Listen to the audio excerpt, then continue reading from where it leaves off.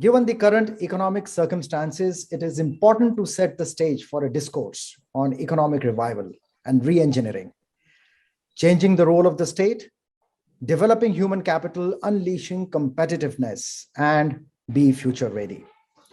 Unshackling India, Hard Truths and Clear Choices for Economic Revival by Dr. Ajay Chhibber and Mr. Salman Anis Soos does exactly that. Books analyzing contemporary Indian economic problems invariably find fault with governments in having meddled a bit too much in certain matters or not having done enough in others.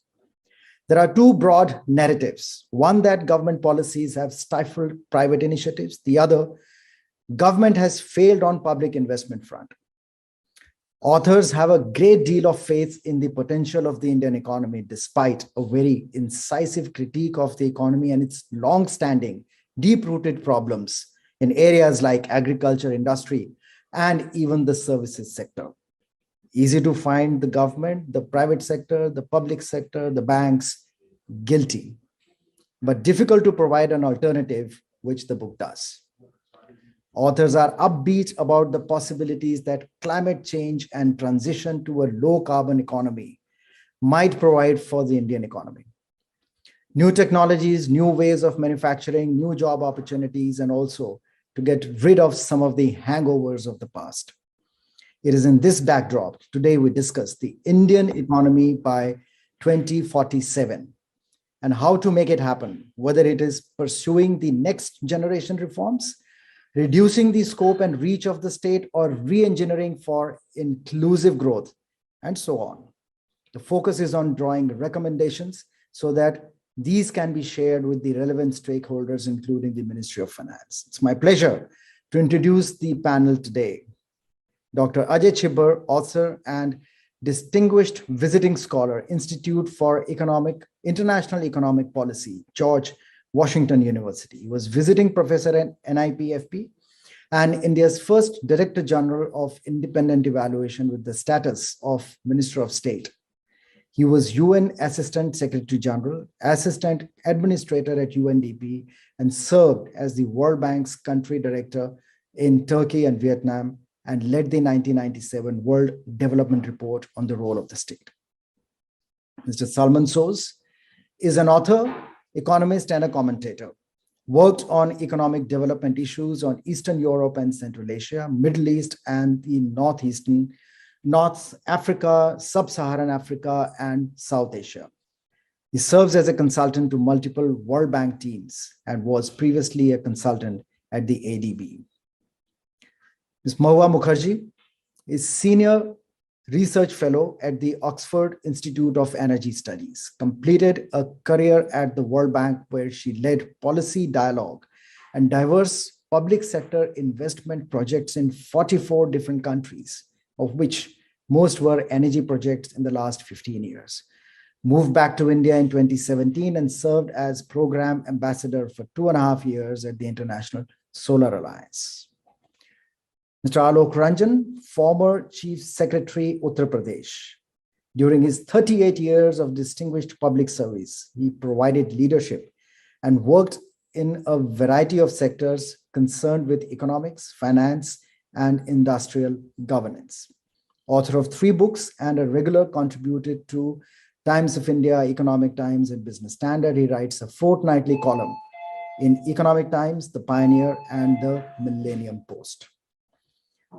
Our moderator for today's show, Dr. Ajit Ranade, Vice Chancellor, Gokhale Institute of Politics and Economics, was earlier Executive President and Chief Economist, Aditya Birla Group, and Executive Officer of Financial Technologies India Limited and Chief Economist at ABN AMRO Bank. His professional career has spanned academic and corporate assignments, including teaching in universities in India as well as the United States. Dr. Nisha Agarwal, economist and former CEO of Oxfam India. She's worked on poverty, inequality, and social development issues for more than 30 years. While being at Oxfam's work on the most lagging states and the most marginalized groups. When at World Bank, she worked in South Asia and East Asia and East African region for nearly 20 years. Her latest book, Her Right to Equality, From Promise to Power, was published in 2021. Dr. Shekhar Bonu is Director General, Development Monitoring and Evaluation Office, Niti Aayog. He is fulfilling the monitoring and evaluation mandates assigned to the Niti Aayog. He was earlier with ADB in Manila for 15 years and worked in health, urban infrastructure development, and regional cooperation, mainly in South Asia. Ms. Pooja Mehra, author and economic journalist with a career spanning over 17 years. She has covered key contemporary Indian economic developments. She has recently authored the book, The Lost Decade, 2008-18, How India's Growth Story Devolved into Growth Without a Story. She won the prestigious Ramnath Goenka Excellence in Journalism Award in 2008 and 2009. And Mr. Sameer Kochar, Chairman Scotch Group and author of Modenomics. Welcome, gentlemen and ladies, once again. And with this, I hand over to our moderator. Thank you, Dr. Gurushanan. And I'm privileged, delighted, honored to be moderating this panel. We have an excellent lineup of speakers. And of course, we are here to celebrate and discuss and cogitate on this book called Unshackling India. One of the questions I always like to ask, but I'll ask it later, is who shackled India? When did it become shackled? So we want to unshackle it. The proposed program is as follows, that we will have the authors, Dr. Ajay, Chhibber and Dr. Salman talk about the book for the first maybe 8 or 10 minutes. And then we have the panelists who will give us their initial remarks on the book. I'll tell you the sequence. Ms. Nisha Agarwal, followed by Mr. Shekhar Bonu, followed by Ms. Mohua Mukherjee, followed by Mr. Alok Ranjan, and followed by Ms. Pooja Mehra. So requesting the panelists who will give their remarks to restrict their remarks or comments to maybe about 7 minutes so that we have enough time for a conversation, a discussion, a critique, and some questions later. So as a moderator, I'm tempted to use my time to make some general remarks, but I think I'll come back later. I've read the book and it's it's a delightful read. It's an easy read.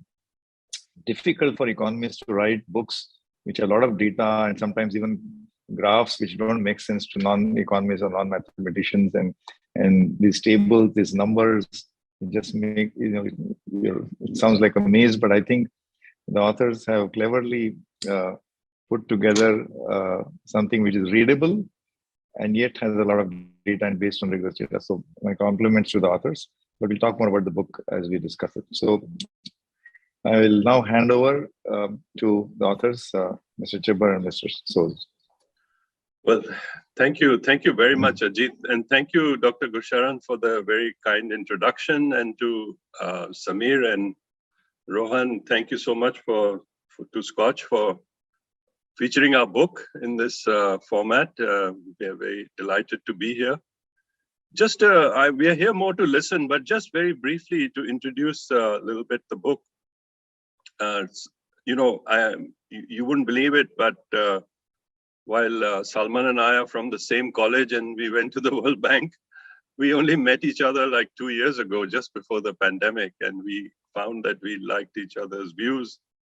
And then came the pandemic, and we realized that all the problems we had talked about were now actually exacerbated and exposed by the pandemic, the problems that India was facing even before the crisis. So then we decided to write the book, and we thought there were two perspectives we could bring, because both of us had worked in many parts of the world. And whenever we went back to India, which we often did, and we all both worked in India as well, what we discovered was that whatever solutions others had come up with, whenever we suggested those to people in India, the reaction always was, well, this is never going to work in India. India is very different. India is sui generis, And I would I shouldn't say this, but particularly among the bureaucracy, you would get this reaction. But it was wider than that. And we said, well, we realized, well, India is of course very different. India's history is different, culture is different, you know, the whole background is different. But Indians react the same way as the rest of the world does to various incentives, various regulations. And Indians do so well once they leave India. So, and then willy-nilly, we would find that India would come back to just those same solutions. So we said we must benchmark India, not just what India has done over the last 75 years, which we tried to do in the book, but also what has the rest of the world done and where do we stand relative to it. So that was one factor that the book brings about. The other thing was that so this is not a political book, although Salman, as he will admit, has a political background. We said, you know, the problems that we have are not sort of due to any one party. I mean, we've had these problems for quite some time. So it's not a book that's sort of focusing on, you know, any one particular, trying to lay the blame on one party. And the solutions also have to be kind of found collectively going forward. So we said, what is missing at the moment is that, you know, you had a major reform in 91 where you had a team that had a very good idea of how things came together and then pressed certain buttons to move India forward from that point on. And it wasn't just the Dr. Manmohan Singh government. I think the Atal Bihari Vajpayee government also took it on subsequently. But at the moment, while there are efforts to try to reform, it's very piecemeal. You know, nobody has a complete picture of what are the state of problems and where does India need to go in the next 25 years. So that's the kind of book we try to write, which is how do things hang together? Why do we have certain outcomes? And just, I'll pick up 2 points and then pass it on to Salman quickly. One, we felt that despite the fact that India had liberalized, the role of the state was still very omnipresent. And that's where the title, Ajit, Unshackling, comes from, that the heavy hand of the state is still very evident in India. The state is its size may not be very large, and we give figures on that also, but the scope, that the way it gets into things, into almost everything, is still very, very huge. So one big solution we suggest is to refocus the state to do those, and the state also does a few things well, like maybe it can run an election, has a reasonably competent reserve bank, but it can't deliver basic health and education. So we sort of unpack all that in this book and ask the question, how do we focus the state back towards doing those and even on defense, by the way, we try and show that actually real defense spending in India, despite the threats we face, is one of the lowest over the last 50 years as a share of GDP. So we have to refocus the state, and especially with climate change, we have to refocus it much more in that direction. And the other thing is it's very top heavy. I mean, it's very centralized. And as we show in the book, that in China, in a totally authoritarian state, 50% of spending is not done at the central or even the provincial level, it's done at the local level. And in India, that number is close to 4% of GDP. So anyway, that's one big area we try and unpack. And the other is, why has this system created so few jobs? And there we link it up with a number of things. It's not a one solution sort of answer there we give, but you know, a combination of things that we lay out in terms of labor laws, how badly we've managed the banking sector, and how we use our most abundant factor of production, labor, so badly, and the most the least available factor of production, land, also so poorly that we use. So we try and unpack all that in this book. But let me stop here and just pass it on to Salman, if you don't mind, Ajit. Sure. Thank you, Ajay. Well, first, let me thank the Scotch group. Let me thank both Samir and Rohan and Dr. Danyal. This is not, I know this kind of an event takes a lot of planning, and I know you've been in touch with us for a few months now to make this happen. So I really appreciate it. And I also thank all of our fellow panelists who are here, taking a little bit of time from your, I'm sure, busy schedules to be with us. Now, as Ajay said, we conceived of this book literally as the pandemic hit. Actually, we were on a golf course and we started talking about how we should now finally write, because we've been discussing these issues for a long time. But this book is not about the pandemic. This book is not about any one crisis, because India faces multiple crises. And I think that's where we get to this issue of hard truths. So I'm going to actually talk a little bit about the hard truths. Then we can talk later about the clear choices. And we have in our book laid out things that we think India could be doing to deal with the hard truths. So what are the crises that India faces? India faces an inequality crisis. In the last 40 years, the share of the top 1%, the share of income of the top 1% has tripled. In the same time period, the bottom half have seen their share of the income go down by half. That tells us that we're now headed towards being a Brazil. And Latin America was very famous or infamous for income and wealth inequality. India's literally in Brazil territory. Thankfully, not at South Africa levels right now, but we've got to change something. India has an education crisis, has had an education crisis for a while. The World Development Report of 2018 talks about reading scores for second graders. They 80% cannot read, more than 80% cannot read basic text. That puts us in the ranks of Malawi, behind Uganda. So we have an education crisis. We have to come to terms with it. We have a health crisis. We've had a health crisis for a long time. The issues that we're talking about are not new. This is not this one government's problem. We've had these problems for a while. We just are not addressing them. In fact, we're making things worse. We have stunting levels at 40%. That means your brain development for 40% of your children is not going to be sufficient to deal with, to have, to be productive citizens in the future. So why should we be constantly surprised that our kids are not employable? Because 40% of them have deficiencies starting from the womb, not even when they're born. It's before that. So, but we don't talk about it. Our discourse is just not about that. We have a crisis of female participation in our labor force. Until recently, before the pandemic, our labor force participation rate for women was about 20%.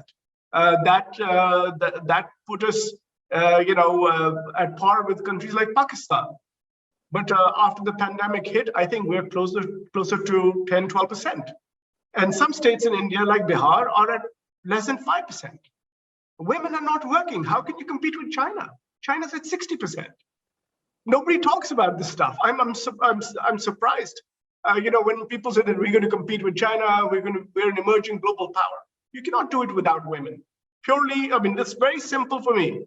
You cannot do it without women, and our women are not participating. That's a huge crisis for us. You all know about manufacturing, and we all talk about the fourth industrial revolution, and we're not keeping up. As Danny Roderick said long time back, we have premature deindustrialization. You're aware of it, but we can't just talk about these things. We have to, our technology adoption has to be much better than where it is right now. Just as an example, between 2015 and 2019, China registered 500,000 electric vehicles. In the same time period, India registered a few hundred. How can you say that we're going to compete against China? We're not in that league. We're in a totally different league. R&D expenditures. You talk about a K-shaped curve. When people talk about there's a K-shaped recovery curve, I talk about a K-shaped curve in R&D. China's going up, India's stagnating and going down. And in this economy, you cannot compete without R&D, okay? We also have a crisis of institutions and when it comes to things like dealing with the pandemic. Natural disasters are going to be a bigger part of our life. We know it, we've seen it, right? But we're just not prepared. When the pandemic hit, Korea was rolling out a major national testing plan. India was looking for state-level epidemiologists. 11 states in India had no state-level epidemiologists. We were searching for epidemiologists in the middle of a pandemic. Our National Disaster Management Authority does not have an executive head. Hasn't had an executive head for 7 years. They have 4 members. Nobody talks about it. I don't know what we're talking about, but we're not talking about the real issues. And then, of course, there is the crisis of polarization, which we're all familiar with. And no country in the world is going to be able to have a healthy economy when you have such an unhealthy political discourse. So what is to be done? There are lots of things to be done, and our book lays out certain areas, and of course we can get into that. But we do believe, despite all that, despite all this grim talk, we do believe, and that's why we wrote this book, that India can get to upper middle income status within the next 25 years, which is about $3,500 to $4,000 per capita. But we need to talk about, we must first acknowledge these hard truths, because there are many choices that are easy to make, and then there are some difficult choices. But we can do it. We just have to talk about it. Thank you very much for the opportunity. Happy to discuss it further. Thank you to the authors, Mr. Ajay and Salman.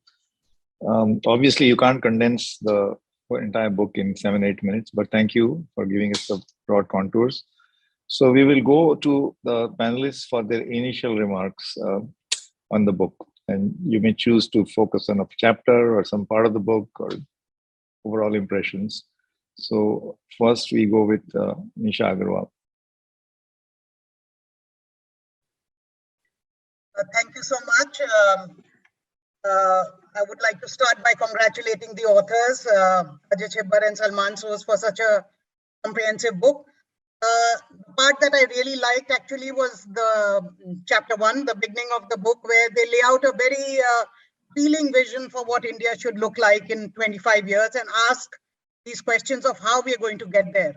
And saying very clearly, which is rare for economists, that it's not just GDP target numbers, whether it's a 5 trillion economy or a 10 trillion economy, that will give us the kind of India that we want to see in 2047, 100 years after independence, but saying that we really need to really fundamentally reshape the economy and society to give us a more inclusive India, and one with dignity and trust amongst all its citizens. So I would like to pick up on these 2 themes and build on what Salman said. One about inequality. You know, India before the pandemic was already one of the most unequal countries in the world.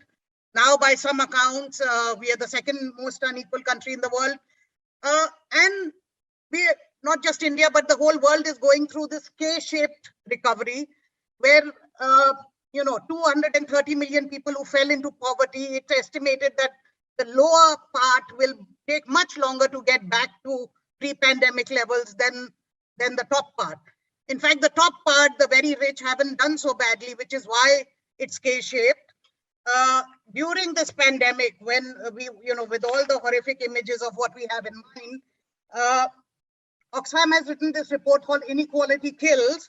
Instead of from 102 billionaires, dollar billionaires that we are talking about in 2020, the number rose almost 40%. It's 142 billionaires in just 1 year.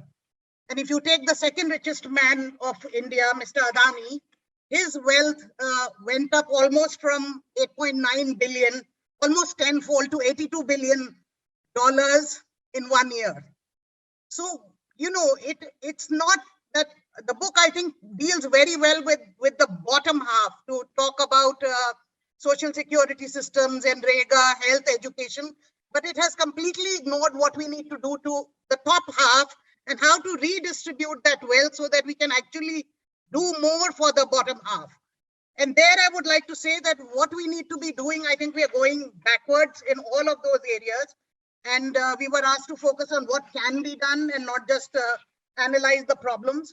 But there are really basically one thing that we need to do, which is to tax the rich. And there are 4 types of taxes that we need to put in India. And in all of these areas, I think we're going backwards rather than forwards.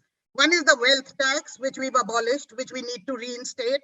Second, an inheritance tax that we have re-abolished. And these taxes are very common in other countries. And given the levels of technology that we have, they should be easy to implement. They were kind of abolished, saying they're too hard, the admin cost is not worth it. But now we are linked in 10 different IDs to everything we consume and everything we own. So I don't know why it's so hard for us to do that. The corporate tax rate again, which went backwards. We went down from 30% to 20%. And globally now the G20 has agreed to something even lower, which is around 15%. We think Oxfam thinks it's a very bad idea and it should be something around 25-30%. If individuals can pay that rate, why not the corporate world? And fourthly, eliminating tax loopholes and evasion. When the Pandora Papers came out, there's a large number of very rich Indians who are parking their wealth overseas. And that wealth is not being put to any use, either in the form of taxes or in generating jobs or generating GDP or anything for the country. So I think these are the 4 areas that we really need to work on. There is a group called Millionaires for Humanity, which consists of billionaires who basically wrote a letter during the pandemic saying things are so bad, we need more resources, and saying today we, the undersigned millionaires, ask our governments to raise taxes on people like us immediately, substantially, and permanently. And they'll end the letter by saying tax us, tax us, tax us. Unfortunately, in the 50 millionaires who signed that letter, there's not a single one from India. So this conversation, Piketty was here a few years ago. He tried to say we need to tax the rich more. And it really somehow seems to fall on deaf ears, as if the resources will magically appear from somewhere else to fund our severely underfunded health systems, education systems, and social security systems. The second point I want to make is on gender issues. I think the book does a good job in chapter 7 to talk about the fall, and Salman also mentioned it, the decline in labor force participation rates, which is very dramatic and puts us with a handful of very low income countries. But women are invisible in India, not just from the labor force, but from any kind of policy making. If you mentioned the book that I had edited, basically after looking at all aspects of gender, we are saying that instead of the 50% equality that our constitution promised us 70 years ago, we command about 10 to 15% of resources in this country. And what the projection is that nothing is really going to change, and equality is going to take 100 years or more, at the current rates. And unless we do something very dramatic, we're not going to see a vision of inclusion in 25 years. We're just not on track for that. And what do we need to do? Again, I would like to focus on 4 things. One, we are invisible politically. After 70 years, we now have about 10 to 15 in parliament and in the state legislative assemblies. So we need to pass the women reservation bill and give women a voice in policy making and decision making. Secondly, we are completely invisible in the corporate world. It does even worse than the political world. CEOs are 4 to 5, women CEOs are 4 to 5% of CEOs of the largest companies. The government mandated only 1 woman on every board. The corporate sector is even failing to do that. Again, compared to say 25 to 30% where the rest of the world is, we are at 10 to 15% on board seats, way behind global averages. Countries are now beginning to mandate equality on boards because there's plenty of evidence that breaking up the old boys network leads to better governance. We haven't done that. Putting 1 woman on a board is a recipe for disaster. You need a critical mass to make a difference. So we need a new laws by SEBI, by the Ministry of Corporate Affairs, to actually say that 33 to 50% of board seats should be for women. Third, of course, a very, very important point that the book has emphasized, which is improving the labor force participation rates of women. Most of this decline has come for women in rural areas. And there are 2 things that need to be tackled for that. One, of course, is labor-intensive manufacturing. We really need to grab the stuff moving out of China, which Vietnam and Bangladesh have done very well, as the book points out. But it is really rural women, and there are huge constraints to mobility for women in India. And so somehow we have to think of the China model of rural industrialization and how to get that going. And second is dealing with the social norms that prevent women from working. And the main one there is really that they have the burden of childcare and home care. Yes, I'll stop in a second.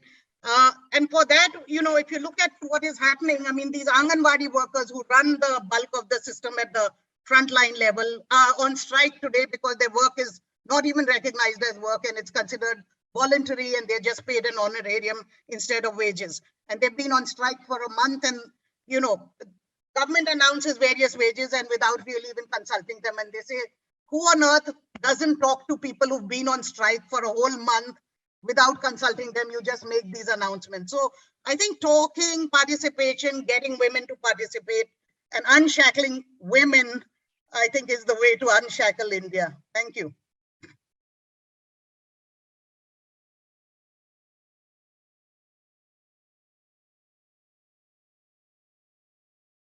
Can't hear you.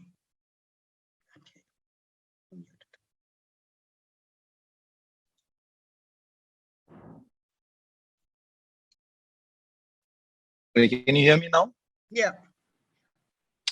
So I said that you focused on inequality and gender and suggested specific actions. If there's one thing that can be said about Nisha Agarwal, if there's one thing that can't be said about Nisha Agarwal, is that she's not forceful enough. So thank you for your message was very loud and clear. We're going to move on. I'm going to request the panelists to try and see the clock so I don't have to warn you about the bell. Because we do want a conversation after the initial remarks are done. So we're going to go to Mr. Shekhar Bonu now. Over to you.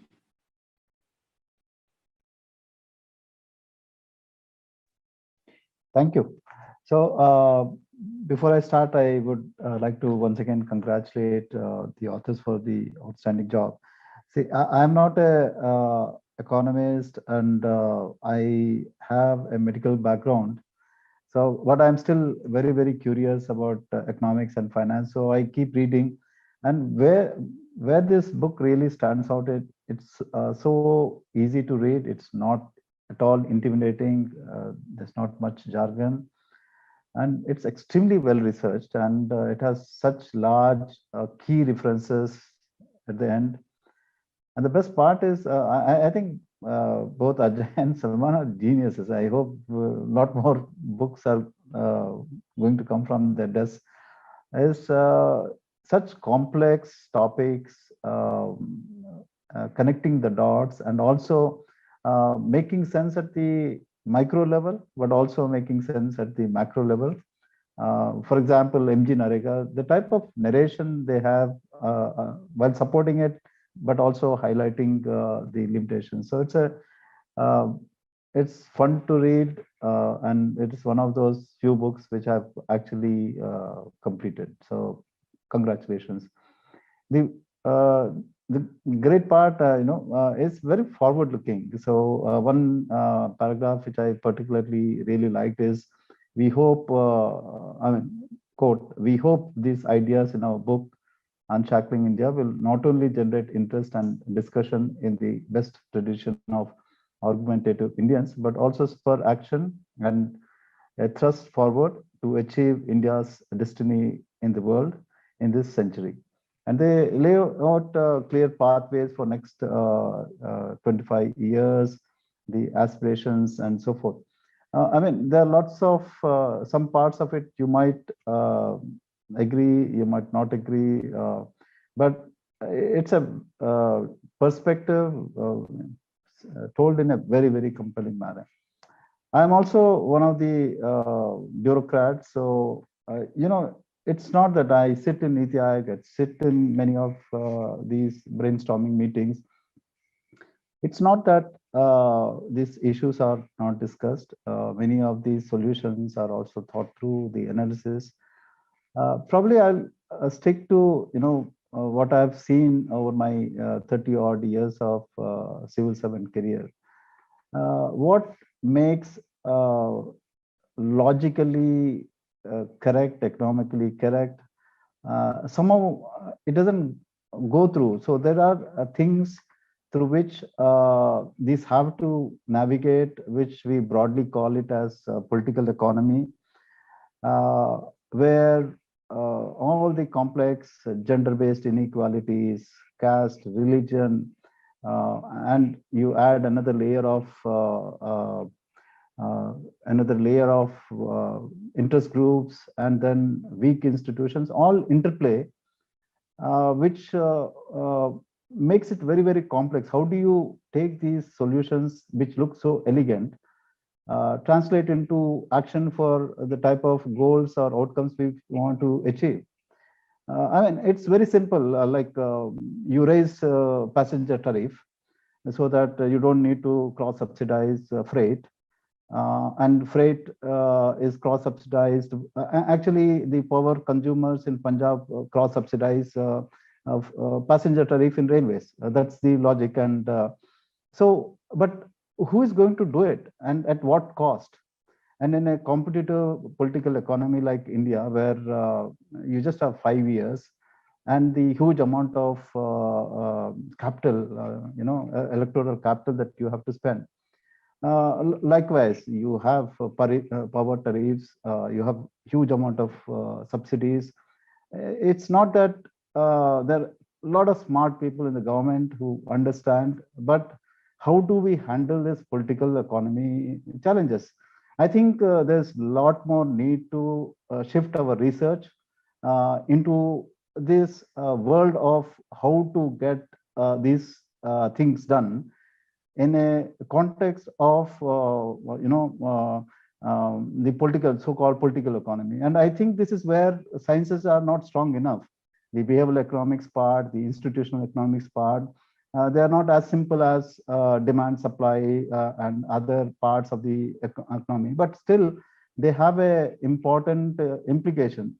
Unless until we figure it out, how do we navigate in this complex context?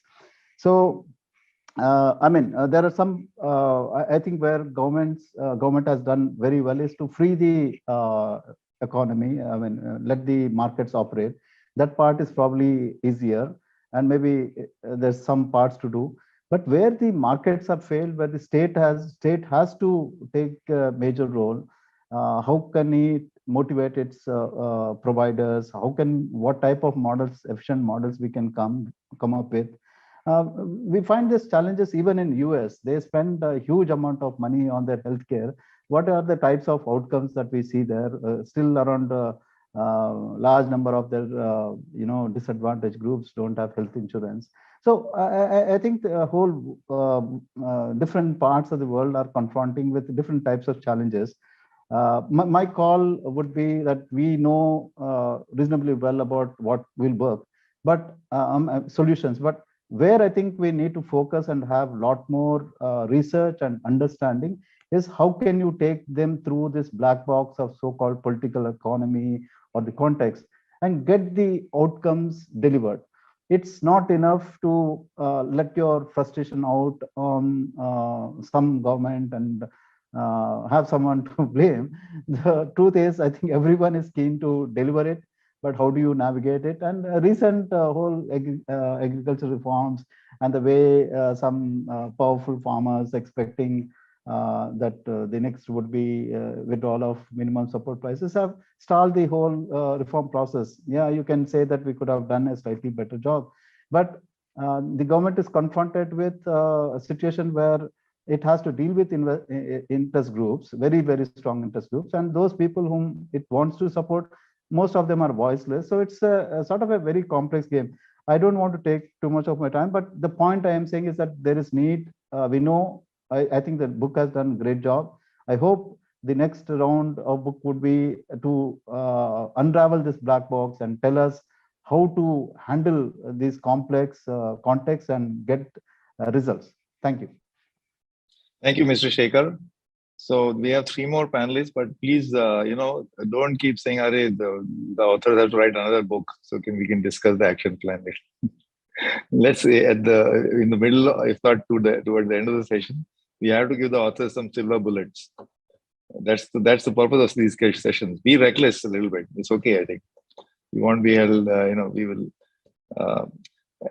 It's always, I think it was Mr. Shekhar who said that I'm not quite an economist, but everybody feels like they're economists, sir. And actually, we know what is to be done. We know why things are bad, or we know what is to be done. And often the discussion gets stuck at how apparently Mr. Vajpayee, after a very grand presentation by McKinsey about 10% growth, after like a long extended session, उनका एक famous line था, पर ये सब होगा कैसे? How? So the what के बाद how is something very important. So I think the book has some how tips on how.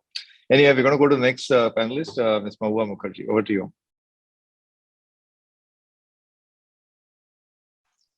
Thank you very much, and congratulations to the authors.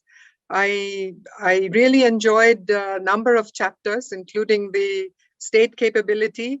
I loved the financial whodunit because I've lived through that, the financial whodunit in the power sector. So that brought me joy. The human capital one really opened my eyes, the way you connected the dots with the malnourished, as Salman very eloquently spoke about at the beginning of today's session. I'm not going to use my precious minutes to talk about what I loved, because I loved everything about the book.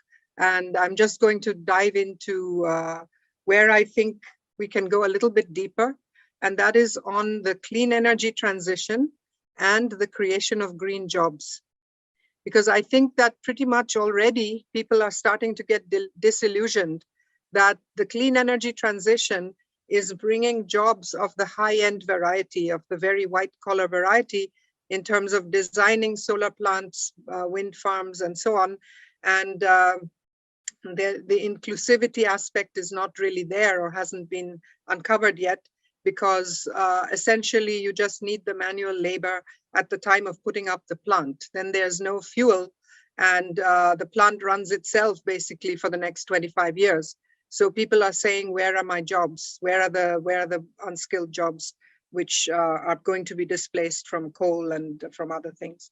So what we saw in the latest budget is that, again, the government of India has done a really what I think is a very good thing, which is to allocate some incentive funds, production-linked incentives, to get India plugged into the global value chain at the highest levels, in all sorts of very top-end, high-efficiency solar panels, semiconductor fabrication, numerous, 5G ecosystem, and so on. These are really great, and they must be done. And but these, once again, will give jobs to the very highly skilled and qualified people.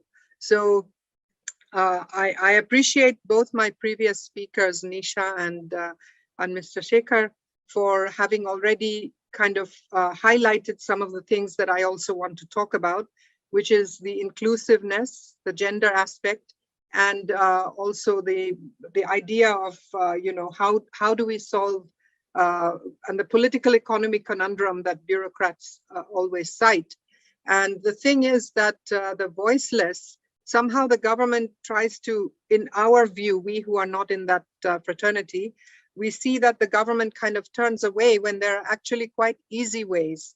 And I want to give 3 or 4 of them, which are happening, so that India should, in my view, expand the notion of what is the green jobs possibility in the clean energy transition. It needs to do a show and tell, and then it needs to show the world and be a role model for many other developing countries who have a similar problem of so many people with limited skills who need jobs. So let me start with the first one, which is that we have a unique opportunity, which is also part of our clean energy transition, and the global one actually, which is to use natural products to manufacture disposable items like bamboo cutlery, areca leaf nut disposable plates. We have coconut leaf straws. These are, disposable plates, straws, plastic cutlery, all these things are posing huge problems, and there's an entirely global demand for them. We have startups in India that are actually making some very good things and that are exporting them to very few places, but they need help. And unfortunately, they also need state help in the form of standards, protection of their designs, their products. They need branding, this kind of thing. I know this is anathema probably to the authors, which say that the state should be getting out of things rather than into things. But at least in order to set up the contours of these markets, we do need some state support. And the state, as usual, would just ignore all these startups which are starved for capital. They could produce wonderful, massive things on Brand India kind of name. They are using rural women, by the way. Their products are produced entirely in rural areas. You'll be amazed if you see these coconut leaf straws and pens and all sorts of things, bamboo cutlery, as I already mentioned. But they have no help. They're essentially just on their own. The formal credit sector won't touch them. They can only borrow from money lenders. So I think this is a huge opportunity that the government is going to miss if it doesn't expand its notion of the clean energy transition and look at the global market. So new natural products is number one. Number two is that we have a unique thing in India, which is business models for light EVs. I know Niti Aayog is very much leading on the two-wheeler and three-wheeler electric vehicle transition. India has come up with a battery swapping model, which nowhere else has, and has operationalized it. So it lowers the cost of getting into the EV sector if you can buy just the chassis and not the battery. So this is, and you can rent the battery. You basically buy the body and you rent the battery. And we have mobile app software, which allows you to find the nearest battery swapping station. It's about a 7-kilo battery for a two-wheeler. So you just lift it out, give it, take a fully charged one across the counter. This is unique. I've written about it in my, I've written about it, and anybody who reads this loves it. No, it's not being done anywhere, and this should be exported throughout the developing world, this business model. I could say more, but let me just jump straight to my third one, which I think India can expand its clean energy transition notion, which is another unique thing that's happening in Delhi. Because of the regulation that cars over 10 years old on petrol or diesel cars cannot be on the road anymore, there's a unique industry that has sprung up, which is conversion of these cars to battery operated ones. Nobody has heard that. Everybody thinks it's very cool. A lot of people have told me that India can actually export this service to the world. Some of us remember about 20 years ago, people used to pop up abroad offering to tailor your suits overnight. And that's sort of a service skill. Instead of that, people can say, I will convert your car to a battery operated car in 4 hours. And I will, in India, the price is $5,500 US, so 4 lakh rupees, which is far less than the cost of buying a new EV. And let me move on to my final one, which is a land use change. I think somebody on this today's event already mentioned land use change. We cannot afford to have as much land as we need for the amount of solar panels that we have talked about. We have a target of 280 gigawatts. Now, 2 gigawatts in Karnataka is taking up 13,000 acres. And this is like 56 square kilometers that is fenced off. People didn't realize that they wouldn't have access to their land once they leased it. But we just can't do it. So agrivoltaics, this is my last point. Agrivoltaics is some German R&D, which is showing that the soil benefits and the solar generation is higher when you combine land, you have a land use change, and you actually plant crops below the solar panels and in between the rows of the solar panels, because the transpiration of the plant cools down the power electronics on the backside of the solar panel. So we just don't have a way in our country, just following some of Salman's hard truths, to get rich people and poor people to work together. Just to, take one more step beyond what Nisha was saying. If they're in the same space and they're earning their money from the same space, we don't seem to have ways of making people comfortable with that.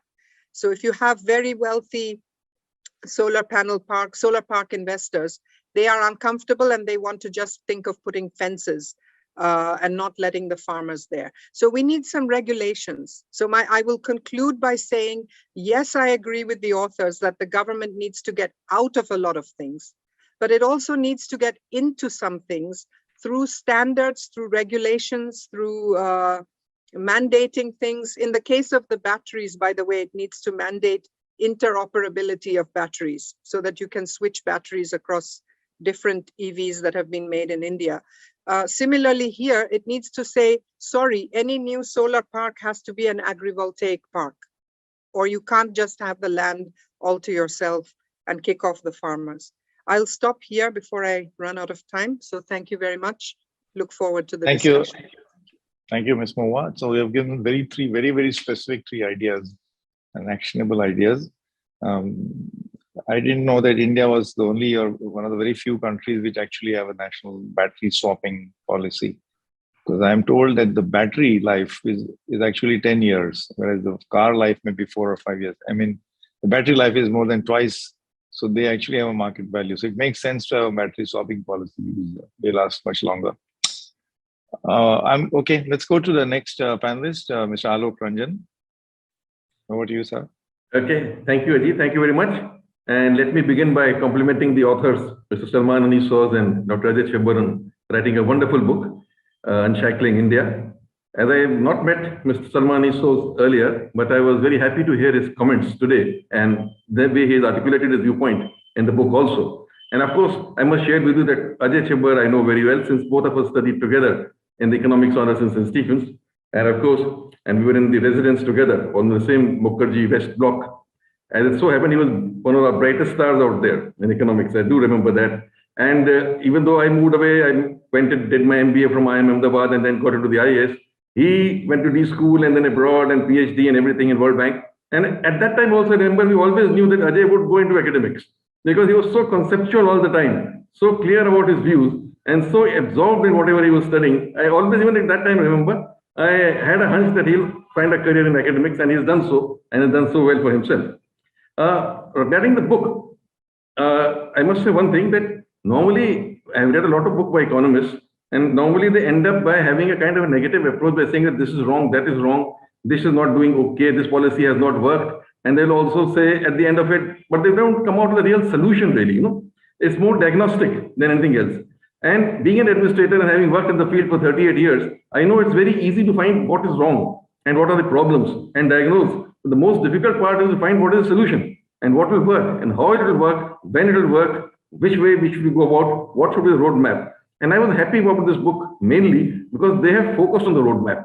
Every chapter, various chapters on various, whether it is clean energy transition, whether it's about women participation, whether it is education, whether it is health, whether it is inclusive development, they have come out with a roadmap. So that I think was one, and in that roadmap, they have highlighted all the issues which are under discussion and possibly suggested what could be the best alternative. So that way I was very happy with the book because it's more, prescient about what is going to happen in the future, and a roadmap for the next 25 years has been laid down in this. The theme, of course, is reducing the scope and reach of the state, as the Unshackling India says, and improving its capability, enhancing its capability or competence.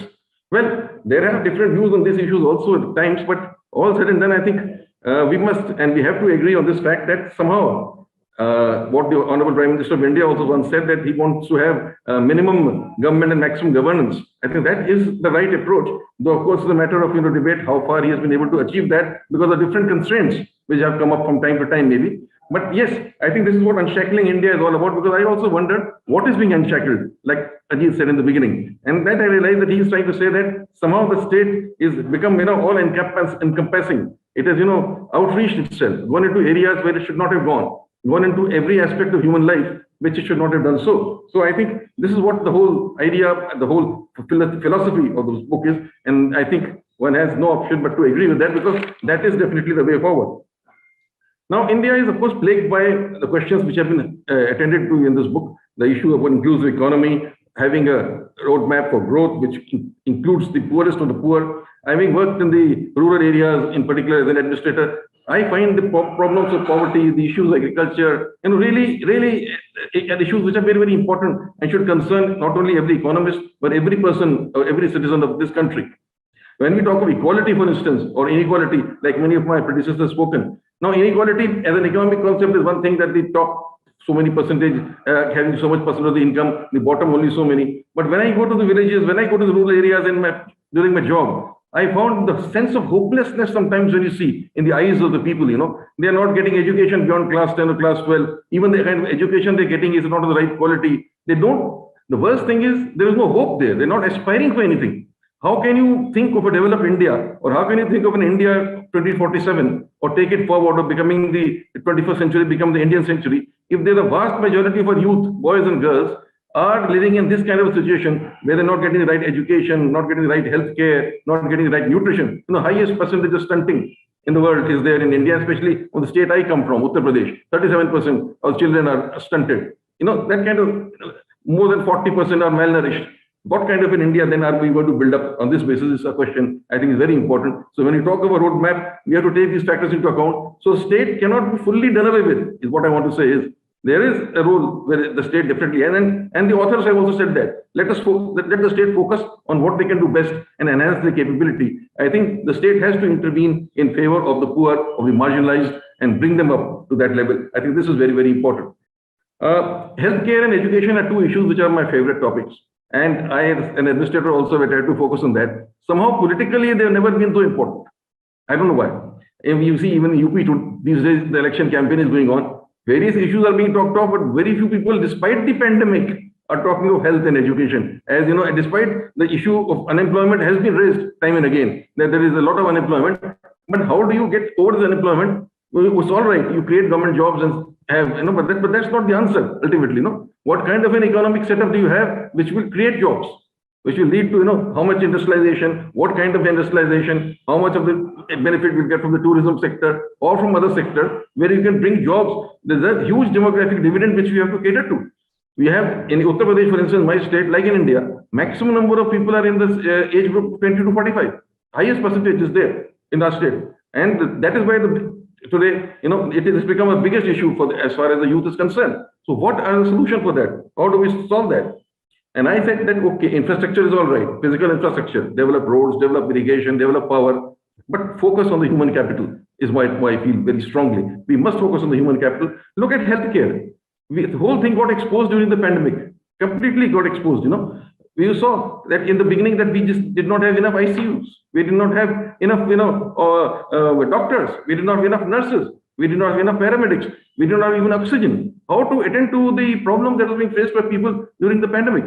Of course, to a certain extent, we did handle the pandemic as well as we could. But then the second wave, of course, was not handled so well, despite the effort made by so many doctors and so many administrators. But then, of course, the vaccination is a success story. So that at least showed that how the administrators can bring about a change or can handle the program well as they handle the vaccination program. Maybe that spirit has to be brought into other aspects of healthcare also. Right from the time I joined service in 1978, we've been talking about those health PHCs, the health centers at the block level or the village level not being functional, doctors being absent, doctors not reporting for duty, shortage of doctors, shortage of nurses. The same problems are continuing today, despite so many years having passed by. So I think very, very concrete steps have to be taken in this direction. We have to have more doctors. As the Prime Minister also said recently, we have to have many more medical colleges. But then what is the quality of the medical college? What is the quality of the medical education that we are imparting? In Uttar Pradesh, we are setting up hospitals in every district, but then we don't have doctors out there. We don't have teachers out there. What kind of education will they impart? The standard of the hospital in which they are working is not of that level. So I, being an administrator, look at the implementation issues and I find that despite everything, a lot needs to be done as far as implementation is concerned. Of course, as far as healthcare is concerned, we have to raise our expenditure from 1.3% of GDP where it stands today to 2.5% as fast as possible and even take it beyond. But then states like UP and Bihar, there is a huge problem absorption of their expenditure. So that has, the systemic changes that we brought about, the governance system has to be, modernized, technology has to be brought into the system. Corruption has to be done away with if you really want to see that whatever funds are allocated reach the intended beneficiary. Similarly, with education. I just quickly go through, just a couple of minutes left, I'm noticing. Education is also very important. Again, in the practical side, I noticed, despite the new education policy, which I think has a very far-sighted document, it has talked about a lot of issues, about foundational literacy, about some earlier speakers talked about Anganwadi workers and how Anganwadi workers can impart foundational literacy. Then the ASA report was mentioned also, how a class 5 student cannot read class 2 text. This is the reality. More than that are issues, the teachers are not teaching. Teacher, as the book points out, the fulcrum is the teacher. The most important thing is to improve the quality of the teacher, recruit the best teachers, train them, equip them, and make them teach and have an education governance system which makes the teachers teach. But somehow in UP, at least what my experience has been, the huge amount of teacher absenteeism despite the good salary that many of the government teachers are getting. Why is this happening? What are the issues? These need to be tackled at the ground level on a very serious note if we want to improve the quality of education. The learning outcomes need to be measured, because otherwise what we are churning out of people, whole lot of people who have done class 10, class 12 or even graduation, but they have not got any real education, have not learned anything really, so they become unemployable. And if they are unemployable, then what they don't able to add in any way, either to the political development of the country, economic development or social development, they are not part of the participative process at all. So that I think is very, very important that we focus on the quality of education from the primary level right up to the higher or technical level. And we have to develop institutes of excellence today. Today we have IITs, we have IIMs, we have institutes of excellence, but how many of them are there? We need many more. And if we need many more, imagine the kind of expenditure that is required in the area of higher and technical education. Where will we get the kind of resources for that? How will we invest in that? These all issues are very important. Finally, I think I would not like to take too much time, but I found in this book, has spoken of the South Korean experience, how they focused on healthcare, and that was the basis on which they built up their economy later on. Maybe we also, I think, have to focus on social capital, human capital, develop a human capital and build upon that, and then talk of lasting or sustainable growth. About policy making, just one word. There was mentioned by some of the speakers earlier. I think policy making has to involve all the stakeholders, especially the poorest person available, to know what he really needs, then come out with policies. Otherwise, policies fail, not because of any other reason, but because they're not attending to the real issues which are prevalent in the economy. If they do that, then they will certainly be successful. They can be implemented better. The case of the farm laws is there. I was a supporter of the farm laws because I thought the agriculture sector needed structural reforms. But the process of introducing them was not participatory. If they were not participatory, then they were not able to communicate what they wanted. And the farmers felt that this was against them. And they thought that their main issues have not been attended to. Maybe if they had been involved in the whole process, the much better solution could have come about. And finally, I'll say that one last, just as I finish, one last question we'll have for all the panelists also, I think I'd like them to answer, which is troubling me a lot. I am reading everywhere that manufacturing now is no longer leading to kind of employment that is required. And we require employment. Well, in UP, for my state, we want the industrialization of UP. So somewhere I read Azim Premji report that in 1994, if you invested 1 crore, you employed 33 people. Today, if you're investing 1 crore, you employ only 8 people. The employment elasticity has gone down like anything from 0.25 to 0.1. If that is so, then if we go in for manufacturing and manufacturing is not going to lead to jobs, then what is the option? How do we generate jobs? And if you don't go into manufacturing, we will not shift people from non-farm to farm occupations. If you don't do that, then the per capita income is not going to go up. The GDP is not going to go up. This is a conundrum which is there in my mind. And I would like to panelists also during the discussion to think about it. And finally, I will end by saying that what I like really about the book, and I think that is what the spirit should be, that we have to think about the future, about our children, about the others who are coming after us. We have to leave a better country for those who come after us. I think that is the essence of this book. They tried to focus on that, and I must really compliment the author for doing that. And yes, we are responsible for what we leave behind for the future generation. Thank you very much. Thank you, Mr. Alok Ranjan. I hope the authors are taking note, because there's been a it's like a gushing ideas, and you must be feeling like standing under the Niagara Falls, trying to catch the ideas in a bucket. But I think, let me remind you that the session is going to be recorded, so you can go over it slowly. But thank you, Mr. Alok Ranjan. Lots of ideas from, as you said, somebody who's been in the field for 38 years. And good to know that your life began at St. Stephen's. Many good ideas, I think, began at St. Stephen's. Anyway, I think, because time, so let me quickly go to the our next panelist, and then we'll come back with questions and discussion. So over to you. By the way, our next panelist, Pooja Mehra, also has written a really great book. It's called The Lost Decade. And it's, I think, if I'm not wrong, this is about the decade from roughly 2008 to 18 or something like that, or 10. And it's very, very, very vividly captured and very good narrative. So as Mr. Alok Ranjan was saying, economists are good at diagnosing what happened. So I'm not going to put the blame on Pooja, but it's a great read. Sometimes that's what tells you actually what needs to be done as well. So diagnosis is important. Okay, over to you, Pooja.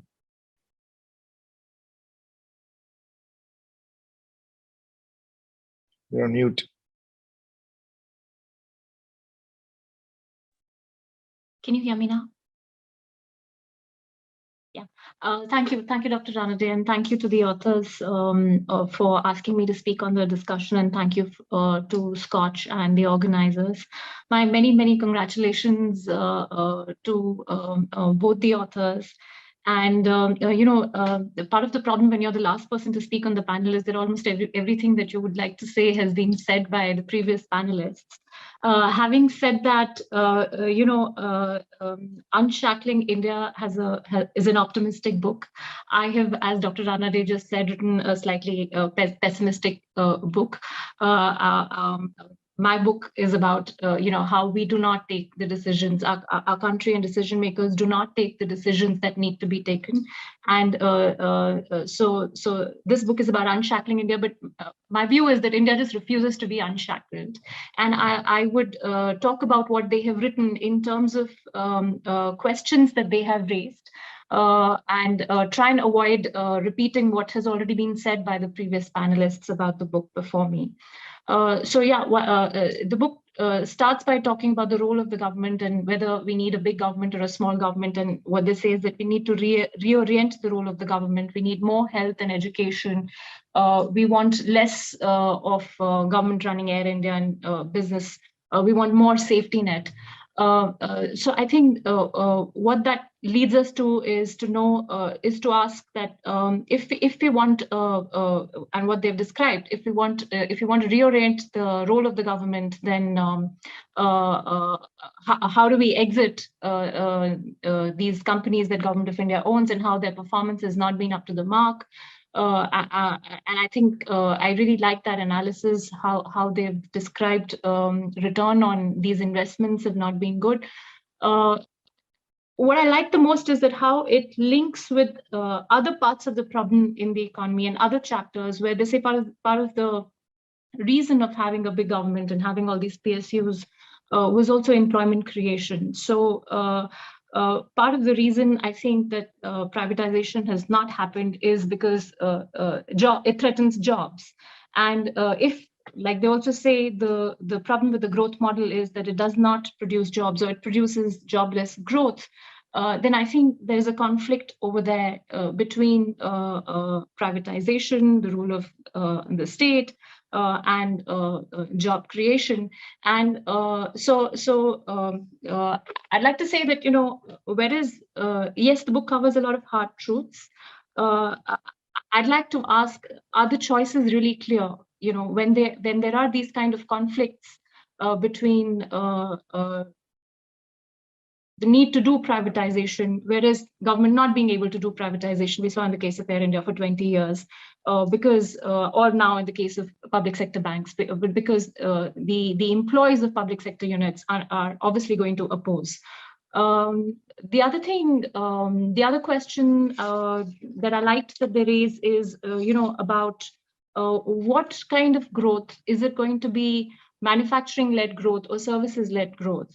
Where the labor market needs to be looked at all over again for us to see what happens, because there's a lot of automation happening around the world. And my previous the panelists before me also raised this question of how, although our advantage seems to be labor, low-cost labor, but a lot of our manufacturing is actually very capital intensive. And so what that means in terms of labor policy, what that means in terms of what are the areas where we need to create jobs so that we'll absorb the labor, which were not going to get automated that easily. That was an important question I thought that was raised in the book. The other thing is there are a couple of questions actually that I wanted to raise for the authors. One is that their source of optimism. What is their source of optimism, which leads them to believe that a lot of these decisions and choices could be made? Because, like somebody said before me, also we are not seeing any narrative around health and education, particularly in a year like this, where because of the pandemic, both of these issues and problems related to them were pretty much in focus. And yet we don't see any backlash from voters or even in the general discourse on these topics. So how do we know that all of these choices will get made? What can be done to push policymakers and decision makers to make these choices and make use of recommendations, these excellent recommendations in the book? Related to this also is that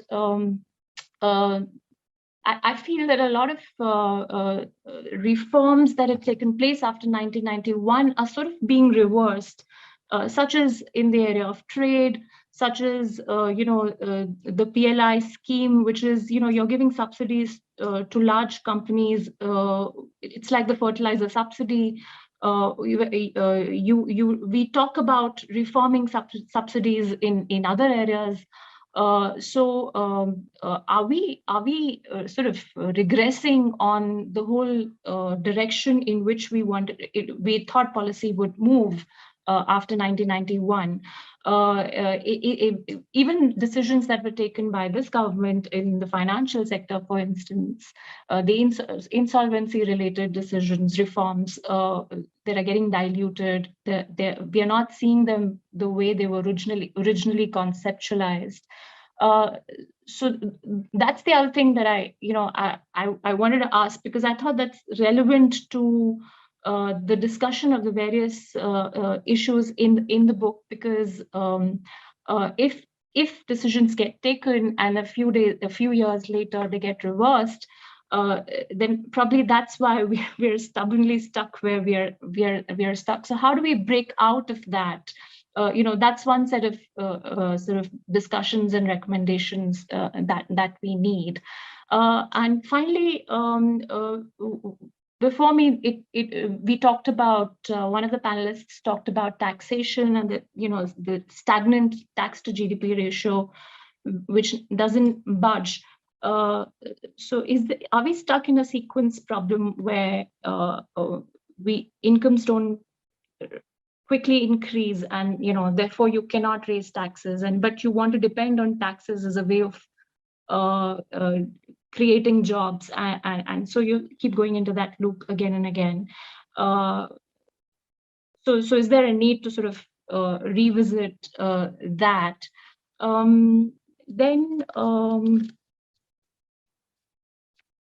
Yeah, I think for now that's what I wanted to say. Maybe in the second round I'll come back with more. Okay, thank you, Pooja. So we do have a time management problem. So for this next phase, I'm going to request everybody to be very brief in their answers. So this is like a rapid fire round. So the authors, please bear with us. Let me just shoot one question at Ajay. How do you react to Nisha's suggestion that we tax? We're not doing enough on taxation. Do you support it? So thank you. Yeah, no, just on the tax issue, just to say that, yes, we have to tackle inequality, but some of the suggestions she made, wealth tax, it has not worked very practically in many countries. The corporate tax, we can debate that, but let me come to what's in the book. In the book, we say two things. One, we say the GST needs to be fixed. So because the GST in our experience around the world, many countries that have tried some form of GST or VAT, we have seen an increase in tax GDP ratio of at least 3-4%, and we are not seeing that as yet in India. And part of that is because of nature. The other one is property tax, which we mentioned very prominently in the book, that India has a very low property tax.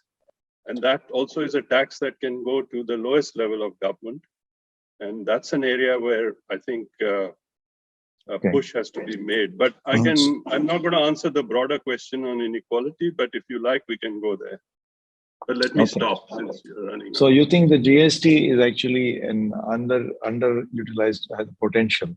So Salman, and property tax, but we can discuss property later. But okay, Salman, there was an observation of, I think, by Mr. Alok Ranjan and maybe by Pooja as well, implicitly by Pooja, that in the campaigning, we don't see any discussion of health or malnutrition or jobs.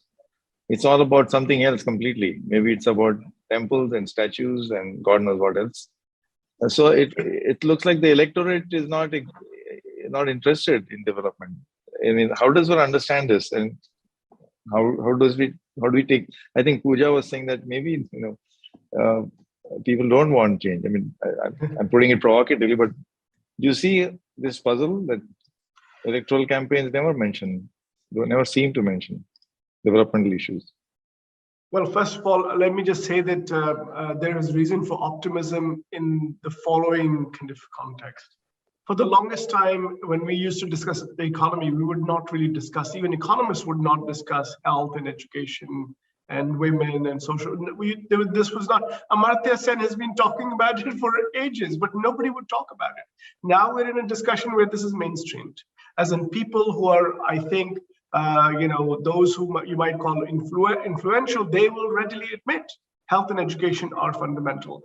Let me now get to the political part. I was just watching a show on the Uttar Pradesh election, and there were young students.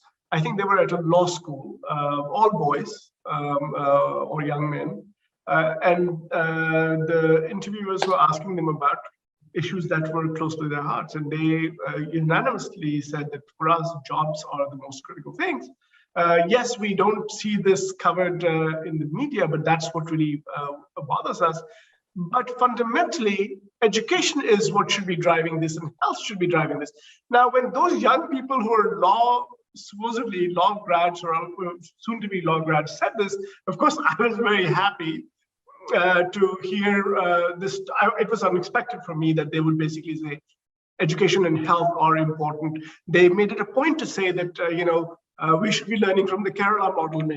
They were not at all happy with the chief minister's remarks that maybe Kerala has to learn from Uttar Pradesh, for example, because we know human capital outcomes in Kerala are much better, not just against UP, but pretty much across the country. So are you saying? Sorry, go ahead. Yeah, but are you saying that you were enthused by the fact that in UP elections the youth were asking for jobs and maybe health and education? Is that what you're saying? Yes. I mean, look. I mean, I do not believe at all, or maybe that's my sunny side.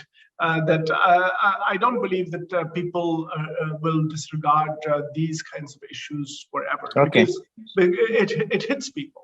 And I think the fact that we are talking about health and education, people like us are talking about health and education in the context of economic reforms, and then young people and others who are dealing with this on a regular basis, this moment will change. I think this time will come when people will be focused a lot more on these issues. Okay, so let me toss that back to Ajay. And with the permission of panelists, we're going to do this a little bit with the authors for the timing.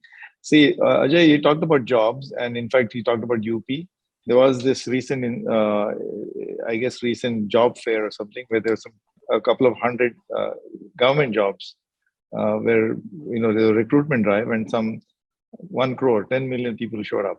So when these youth are saying that we want jobs, I think what they're implicit, because there are jobs, there's private sector, but really what they want is a government job. So we're still back to the basic puzzle that is the solution. And then there's I think other panelists mentioned the threat of automation. Somebody said 1 crore investment is to generate 33 jobs. Now it generates 8 jobs only or something. So does the government need to create more jobs? Is that what you know? I mean, the thing is that in our, as we say in our book, it's not the government's job to create jobs. It's the government's job to help create the ecosystem which will lead to the creation of jobs in the private sector. The reason why you have all this hankering for government jobs, as we also show in our book, is that the government is paying too much. You know, if you look very carefully at government jobs, because they are so much in the central government or at the state government level, you compare the salary scales now. I have people telling me that when they hire a young person, they are offering 15 or 20,000 rupees. My driver, when I was in the government, was being paid the total sum benefit of close to 35,000, 40,000 rupees if you take the salary plus all the other benefits together. So the hankering for the few government jobs is also because there aren't enough well-paying private sector jobs out there. And I think that's where the light manufacturing that we missed out on completely, that you see in Bangladesh. You see a huge increase in the female labor force participation rate in Bangladesh because you have all these women that are coming from villages with the same social structure and the same social problems that we have. You see a huge improvement there. You see it in Cambodia, you see it in Vietnam in droves. So I think that's where we need to focus on as to why haven't we and why are we deindustrializing? And why is the actually employment now in the agriculture sector increasing, which is partly related to all this also. Also, just to answer one quick question on Pooja's point that, you know, we did a full analysis of all the companies that were privatized when the BJP, when the Atal Bihari Vajpayee government was there. Arun Shourie did the privatization. So we had analyzed all those companies, including Maruti. And you see, you don't lose jobs. You may not have the same people working, but actually where Maruti was and where Maruti is today is just a whole different world altogether, right? So privatization doesn't mean you will lose jobs overall. You will have different jobs. You will have, in fact, probably far more jobs. So this is always the promise, Ajay. You know, without sounding a little pessimistic, they always say India has a great future and shall always be so. So, you know, this is always when are we going to realize that potential? So on that count, Mohua Mukherjee had very specific, you know, you said labor intensive stuff. She had very specific suggestions, for example, on the bamboo based industry. Is that something that we should pursue? But that again, you know, that government has to play a role there. Well, I think certain areas we do say, like health, education, and particularly climate related activities. You know, climate change is the mother of all market failures, right? So I think those are areas where the government should perhaps pay more focus on. Now, on the very specific thing that she talked about, you know, I'm not an expert in bamboo manufacturing and those sorts of things or photovoltaic cells to be able to know. But the broad point that she's trying to make is that it is in agrivoltaic. But the broad point she's making, that this is an area where the state must pay more attention, is the right one. And it shouldn't go into nitpicky details on, you know, whether it should be this particular type of battery or that particular type of agrivoltaic cell. I think those are choices that I think now technology in the renewable has come to a point where the cost of renewable has gone down sufficiently that you don't need very heavy subsidies, but you do. So you need a guiding hand a little bit more than a very heavy intervening hand in that area. Yeah. So, you know, I don't know, maybe we should have, because we are running out of time. Can I just request each panelist to make a 1-minute remark in the same sequence? Because I like the forceful thing what Nisha said. I'm tempted to, you know, ask her questions, but we don't have time. That, you know, she said we need to tax more. We need, but on one hand, this whole focus on trying to get the free and, you know, the private sector going, they'll say that, you know, India is already taxed too much. 42% is the marginal rate, and so on and so forth. So can I just say, can we just do it this way, that we'll just go around the table with just very brief second round remarks by the panelists, and then I'll give the floor back to the authors. So starting with you, Nisha. I think just to go back to the point of taxation, yes, it's important to collect more from GST, but if you look at the share that India collects from direct taxes versus indirect, it's the opposite of what it should be. Indirect taxes are regressive, direct taxes can be made to be progressive. And the point that I'm making is that we are leaving behind a lot of tools on the table to make our overall tax system more progressive. Okay, I mean, I know that wealth tax is difficult to tax, but inheritance tax is a very common tax in many countries in the world. There is not a problem to say that when somebody dies, you know, 30% or 40% of what they leave behind should go back to the state, so that within 2 or 3 generations, the wealth that has been collected goes back to society and new wealth can be generated rather than remaining in the same families over time. So I think hiding behind saying administratively direct taxes are somehow more complex administratively than indirect taxes, I just don't think it's true from international experience. Okay. Mr. Shekhar Bonu? Yeah, I think the government is going to play a critical role. If you look at the Nordic, Scandinavian countries, the role just keeps on increasing, whether you like it or not, given the planetary challenges and so forth. So I think building capacity of the state becomes very critical. I have few ideas. One, I think the type of complex development challenges that we are dealing with, we need a lot more experts. So I think the government should be open to get lateral entrance in. So that way you can increase. Second, I think the government should be open to work with and build on external ecosystem, which includes think tanks, academia, private sector, civil society, and a lot more. And third, I think the government should have highly sophisticated procurement systems, so that instead of doing it everything itself, it should outsource, which includes public-private partnerships and so forth. So in doing these things, I think the government institutions can pivot from where they are to a much, much higher level to handle many of the things that the authors have discussed. Thank you. Sure. Thank you. Ms. Mohua? Yeah, thanks. I have one point which was flagged in the book, which I think is also another symptom of inequality in some way, which is this failure to protect the ecology while doing these large kind of environmental infrastructure projects. Because what happens in India is that a lot of environmental and forest clearances are taken in a conditional way, subject to restitution of whatever kinds, and those are never done. And because the project promoters are always good friends with the government, there's a huge amount of corruption, and that's an issue. Those are backloaded. They're backloaded, so they come after 25 years. Yeah. No, they never actually come, and meanwhile the people are deprived, and the environmental damage just takes one overnight to be done. And the second thing I wanted to mention is that what would be really good is if somehow the government culture would change, so that bureaucrats would lose their aversion to having their performance, not their performance, the performance of the programs and the monies they're overseeing actually be evaluated systematically and rigorously. There's a huge aversion to being evaluated here. And that is what I think is needs to change. So accountability is missing. I think especially with the climate transition, we need a lot more accountability, because India will have to actually answer questions in the international forum. So we need to change that. Thanks.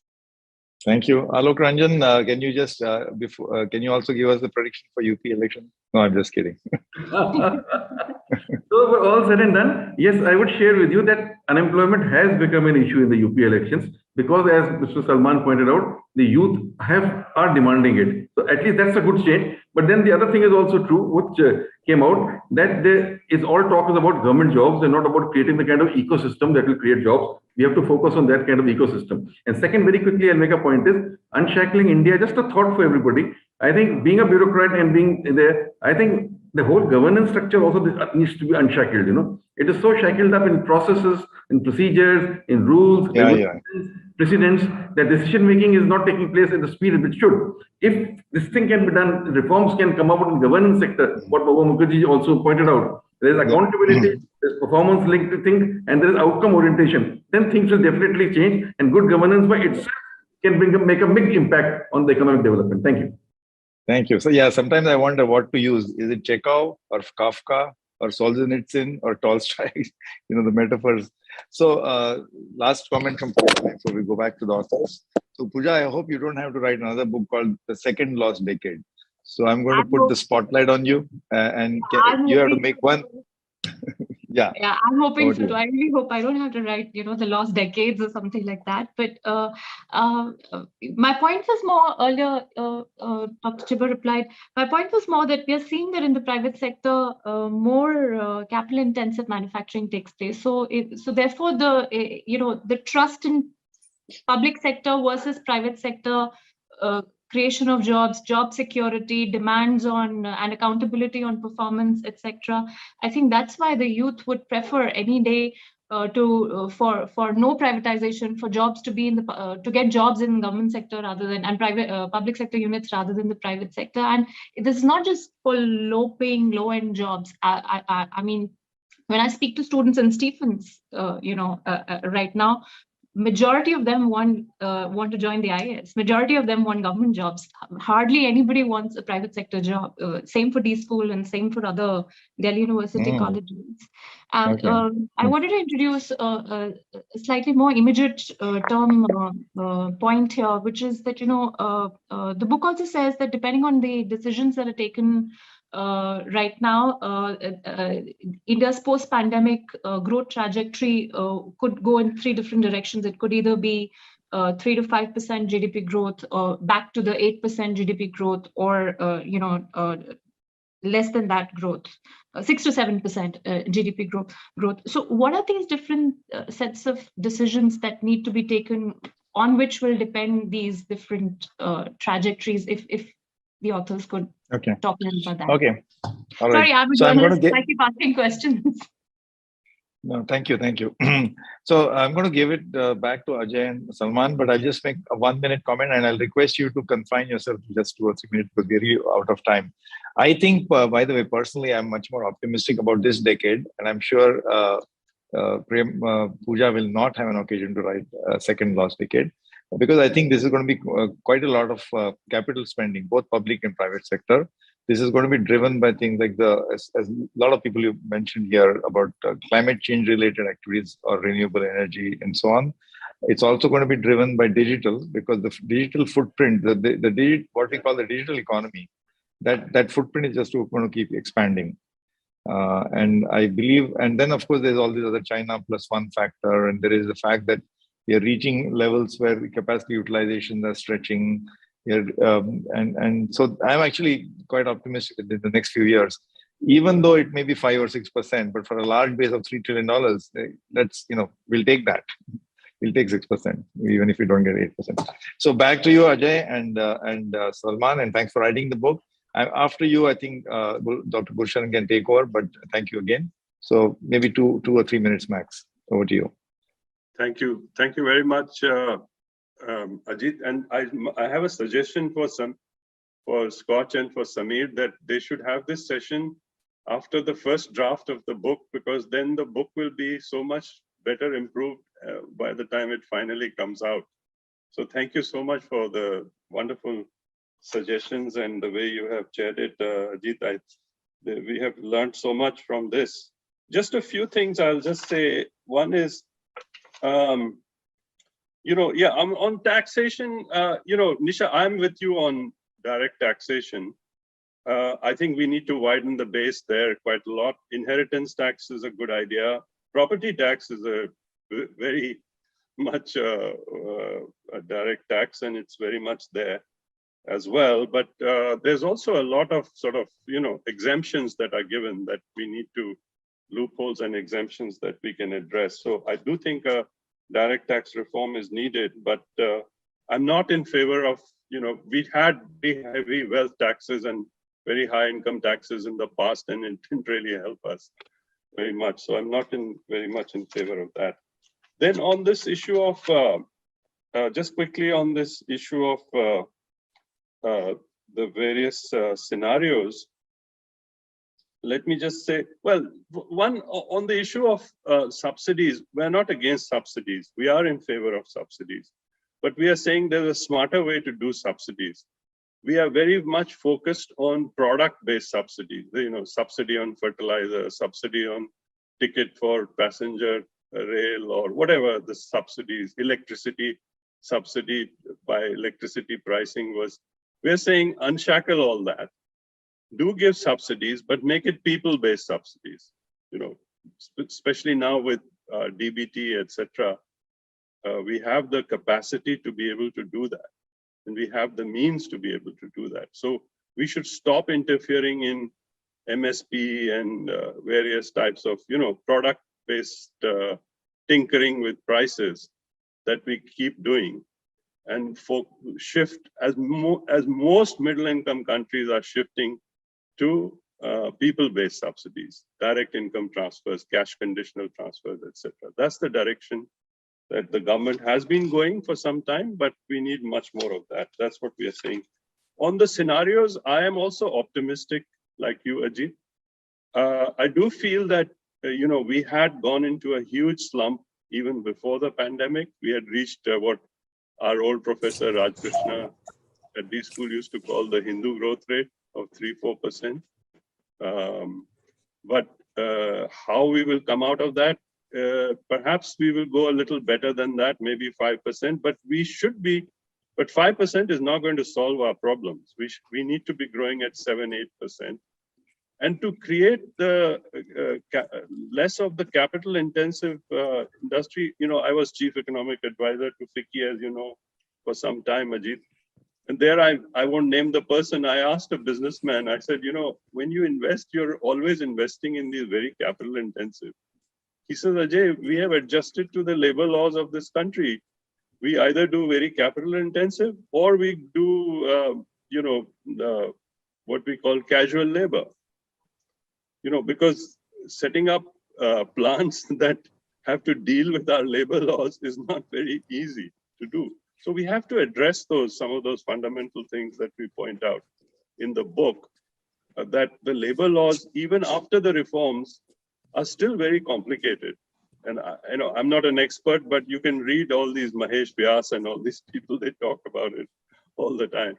So I do think that that we do need to fix some of these factors of production. We have a floor area ratio, which is you talked about land use in photovoltaic cells, but look at our cities. We have the lowest floor area ratios in the world. And that's a regulation. That's why our land use in the urban area is so mismanaged. So there are lots of these issues, but I do feel that some more fundamental reform is needed to get to that 7-8%. Otherwise, we will be drifting along at 4-5% for some time. Let me stop. Thank you. Salman, you want a minute? Or? Well, thank you so much. I mean, this has been, I think this has been the most informative kind of discussion we've had during the course of these last few months. These questions of taxation, and I fully agree that, we have a more aggressive tax system in India. It has to become more progressive, no doubt about it. These issues of political economy and how do you actually get the politicians to do this stuff? These are important questions. A very rich discussion on the energy sector and the green transition. Of course, these questions about how do you want to talk about procurement? Oh, no. I just wanted to briefly regarding we'll talk tomorrow. So procurement. Then these questions about when you privatize, how do you privatize? Air India took so much time, and actually we do talk about the appropriate way to privatize. Not that we should not privatize, but there's an appropriate way how to use those funds. My sense is sometimes that people feel that we should reduce the deficit using privatization proceeds, which is exactly the wrong thing to do. But obviously we don't have time to discuss all that right now. I do think that we did not address a fundamental issue, and that is of decentralization. When we talk about government, we always talk about government in the singular, as if we're talking about the central government. We should be talking about governments and all the way to the local levels. India's future, just as I emphasize women, the other strand is decentralization, and all the way to the local levels, empowered local authorities. And we have to work towards, help them get the capacity that they need. If we do not do these two things, my fear is, of course, health education, you have to focus on those things, and social protection. But if you do not focus on women, if you do not focus on decentralized governance, those are the two critical reforms. I don't see India at 5%. Forget 8%. I don't. And India must grow at 8%, at least. India has the potential to grow at 8%. I don't think we should be satisfied with 5%. But we have to make some fundamental changes. And the political class has a big role to play there. It is their political economy. But I can tell you from personal experience, working in Baramulla as an MLA candidate, I spoke only about health and education, did not promise a single job, and I was competitive in the bastions of the People's Democratic Party and the National Conference. I was from the Congress, and I was competitive. Only talked about health and education, and people listened. People listened. You have to have a conversation. We're not having the right conversation in the country. I hope we do. Thank you very much. Thank you. So Samir Bhai, it's over to you. It's a wrap up now. Samir and Rohan and Dr. Gurcharan. Well, thank you very much. It has been such a pleasure, and we already 11 minutes over. But that's the track record we have for every book. Panel, thank you very much for being here. And I'm looking forward to this book going on and winning the SKOCH LITFest Award for economics. That announcement would come soon. The India Economic Forum is on 26th of March at India Habitat Center. So do block your diaries for that. See you. Thank you very much. Thank you. Thank you.